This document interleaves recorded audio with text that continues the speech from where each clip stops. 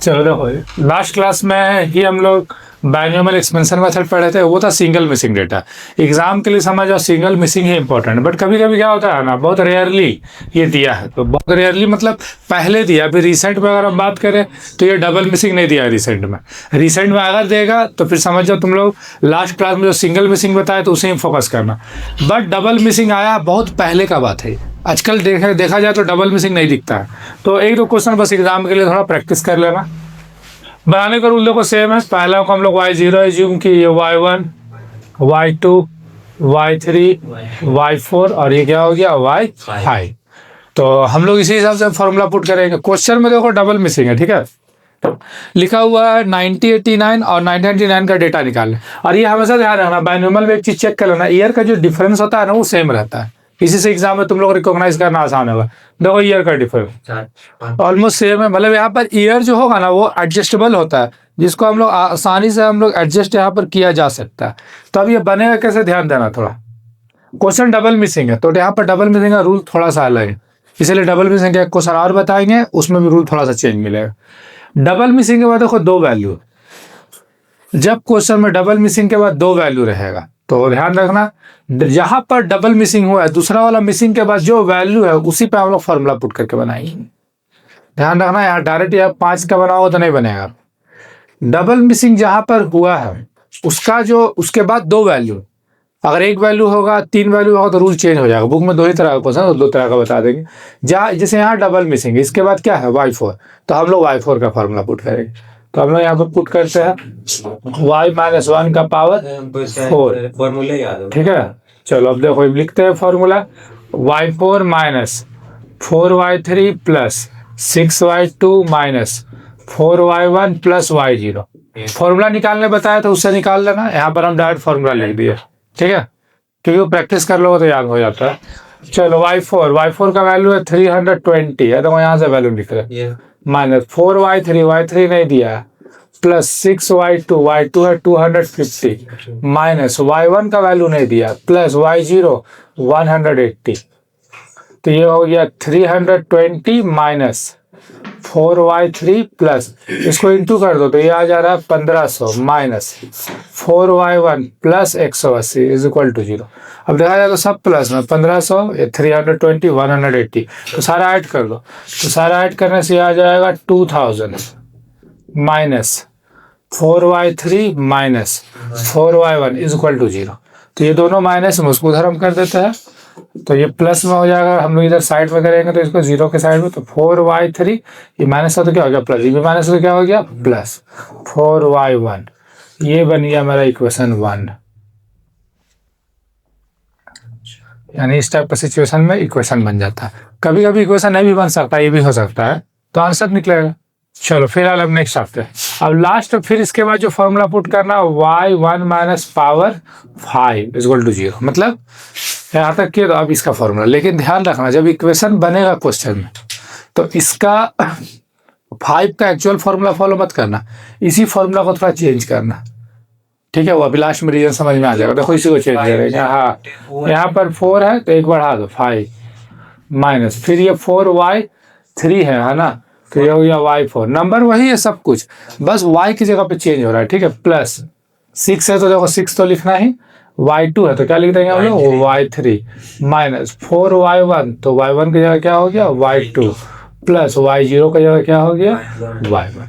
मतलब जीरो नहीं, फिर मतलब सब चेंज हुआ ना, ये चेंज हुआ, ये चेंज हुआ, ये चेंज हुआ, ये भी तो चेंज हुआ, तो फिर 0 तो लिखेगा। 0 के लिए देखो यहाँ 1 हो गया, 1 के लिए यहाँ 2 हो गया, 2 के लिए यहाँ 3 हो गया, 3 के लिए यहाँ 4 हो गया, 4 के लिए यहाँ 5 हो गया। अब वैल्यू पुट कर दो, तो 5 का है 400 माइनस 4 इंटू y4 तो 320 प्लस 6y3 नहीं दिया है, छोड़ दो, 4y2 तो 4 इंटू 250, y1 नहीं दिया इज इक्वल टू 0।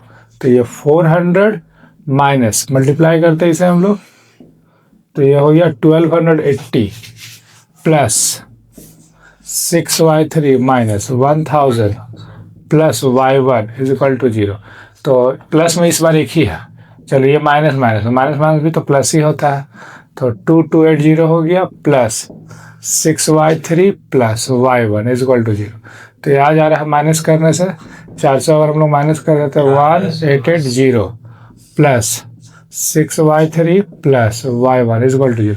ये माइनस में है तो इसको इधर कर दो, 6y3 plus y1 is equal to 1880। ये हो गया इक्वेशन 2। जनरली इक्वेशन में ना, जैसे तुम लोग याद करो पहले भी लोग बहुत सारे इक्वेशन बनाए, तो इक्वेशन का वेरिएबल सेम होता है। वेरिएबल सेम होता है, जैसे एक इक्वेशन में एक्स वाई तो दूसरा में भी एक्स वाई होना चाहिए। देखो यहाँ है y3, देखो y3, इसलिए हम लोग फार्मूला चेंज किया था y1। अगर 5 का अपना फार्मूला पुट कर दोगे तो कुछ और ही वैल्यू आ जाएगा। तो इक्वेशन में वेरिएबल मैच होना चाहिए, जैसे a प्लस बी तो a प्लस बी, बाकी नंबर कोई भी रहे तो नंबर तो हम लोग एडजस्ट कर लेंगे। अब जैसे पहला इक्वेशन देखो फिर से लिखते हैं, 4y3 plus 4y1 is equal to 2000। दूसरा इक्वेशन है 6y3 plus y1 is equal to 1880।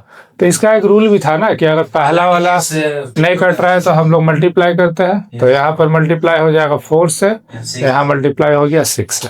ठीक है, तो अब चलो इसको लिखते हैं हम लोग।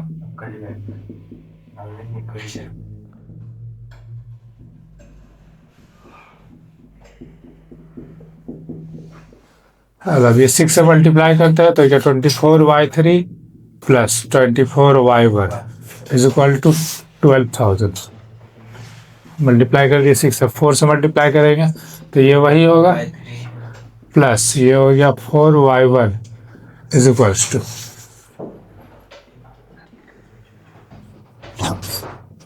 7520 माइनस माइनस माइनस। अब देखो ये कट गया तो यहाँ पर बचा 20y1 इज इक्वल टू, यहाँ माइनस कर देता है,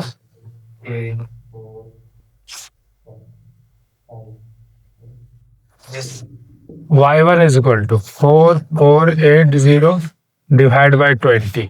देखो एक 0 कटा तो y1 इज इक्वल टू 224। देखो एक मिसिंग आ गया। जनरल डबल मिसिंग का चांसेस नहीं है एग्जाम में। ठीक है, अब हम लोग कोई भी इक्वेशन में हम लोग वैल्यू पुट कर देंगे, तो यहाँ पर लिखेंगे putting the value of y1 1 या 2 किसी में भी रख सकते हो, तो 4y3 plus 4y1 is equal to 2000। 4y3 plus 4y1 224, यहाँ वैल्यू पुट किए 2000। यहाँ पर लिख सकते हो from y1 is equal to 224, यहाँ से लिए। ठीक है, और इधर ये भी लिख सकते हैं इक्वेशन जो हम लोग सॉल्व किए फ्रॉम इक्वेशन। ठीक है, इक्वेशन के अकॉर्डिंग ये सॉल्व हुआ। चलो तो ये 4y3 प्लस